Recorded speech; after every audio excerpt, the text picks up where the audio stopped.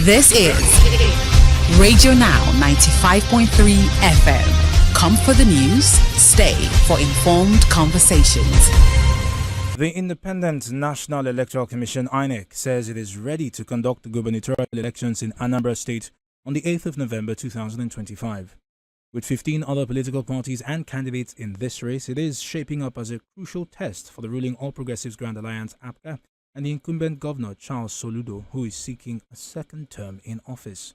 Joining us to give us a sense of the state of affairs in the state is Mbanefo Odum. Mr. Odum is a professor of political science at the Anambra State University. Professor, good morning. Thank you for joining us on the conversation. Good morning. It's a pleasure to have you with us. Can you start by giving us just a sense of the mood in Anambra State ahead of the elections? Well, there's no special mood. People are going about their business, and the reason can be explained. If not for the fact that some of the contestants are moving around from time to time for campaigns, you wouldn't notice, that there's anything going on. This normal attitude of apprehension or people running around, or maybe insecurity mounting higher, you don't see it around. So, in fact, some people might be wondering whether the election is actually coming up by next week. So, like I said, if not for the political campaign, by the candidates, there's nothing else, to indicate that something as serious as the Guba election will be coming up. So, Professor, if this is the case, is it safe to assume that people are, satisfied with the performance of Governor Soludo, or is it simply that they just are not bothered by the gubernatorial elections at all? No, it is just there's a general apathy. There's a general apathy. People don't feel that the votes count. You understand? So the general mood is that whoever will win, and that the person who is likely to win is the person that has been endorsed by the president. So the political events happening around seem to be strengthening that belief in people, whether right or wrong. You understand? So what usually creates a serious apprehension during political or rather election period is, canvassing for votes, people actually believing that their votes will count and thinking of where do we vote for. This time around, the two factors, the money factor, those many people who are going to vote are likely to be bought, to vote. There will be a very few individuals who go out to vote based on their conscience, but there is a general apathy as regards how the election will turn out. So most people, if you listen to political discussions, most people are just wondering who must be the preferred candidate of the president. And you know that the incumbent is of APGA, but, in recent times, he had made statements and tried to show that he is close to the president. He has even, they are saying that APC and APGA are now the same thing, that they are all progressives. And so, most of the campaigns the political stalwarts are making borders on convincing people that the president likes this person and the president does not like the other person. Do you understand?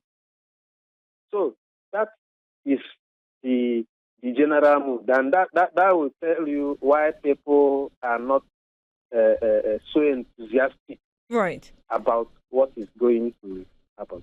So, Professor, I'm curious as to whether there are security concerns, because, I mean, with every election, security is always a thing, and the IG has just announced that he's deploying about 45,000 police officers to Anambra for the election. Are there any concerns locally? Well, the IG, they have security reports, but the situation on ground doesn't show there's security challenge with regard to the election. That is in terms of thuggery and stuff like that. So far, campaigns are going on, and there are no stories about confrontation. Maybe one group confronting the other, one political thug or a political thug of a particular party confronting the political thugs of the other party. So that's part of the issue now. That people, based on their party, people don't even see it as if that you have to go and fight your opponent. The only altercation that came up was exchange of words, that was started by the incumbent governor when he goes for campaign. Instead of dwelling on issues and what he intends to do, he will start saying that somebody forged certificate or the other person could not calculate figures. So he continued at a point. One of the candidates of one of the parties announced made her own remarks that went viral. And after that, I think the governor learned his lesson and cut down on how he's calling on people. So that was the only thing, but it was not violent. You can call it verbal violence. Apart from that, ordinarily, by now, you are supposed to have started hearing about attacks, people are being attacked somewhere else. So the kind of security concern that might come up is if the unknown government, as they are generally called, decides that they want to truncate the election, right. It might maybe on the election day. But for now, there is no apprehension in terms of who will attack who or things like that. Professor, but that doesn't mean that there's not a security issue. You don't wait until it happens. So it is a good development that the IG says that they are Of course.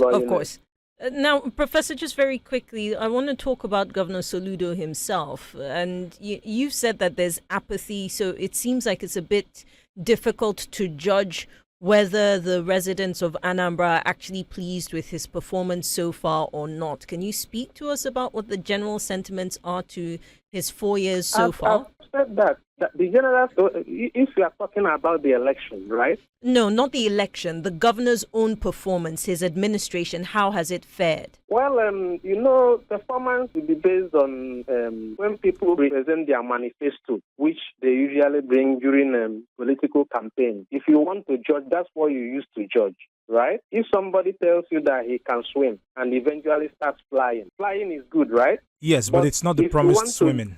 But if you want to judge performance, you look at what the person has promised and the extent he has done that. So far, the governor has done well in terms of building roads. Okay, there are some roads he has constructed. The normal story of being able to build roads. But in terms of general transformation, which people expected as promised, I don't think he has done wonderfully well in that regard. Right.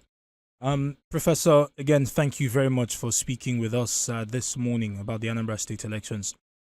We appreciate your time and expertise on the conversation. Professor Mbanefo Odum is a professor of political science at the Anambra State University who joins us this morning to speak on the upcoming Anambra Gubernatorial elections in the state. The various security agencies from the National Security Advice Agency, to the Nigeria Police Force have indicated their readiness to ensure a peaceful conduct of the polls on the 8th of November. INEC itself has equally said that it is ready to conduct the polls. We'll continue to monitor Anambra State and bring you updates as we track up to the November 8th elections. Do stay with us. The conversations continue on Now Breakfast.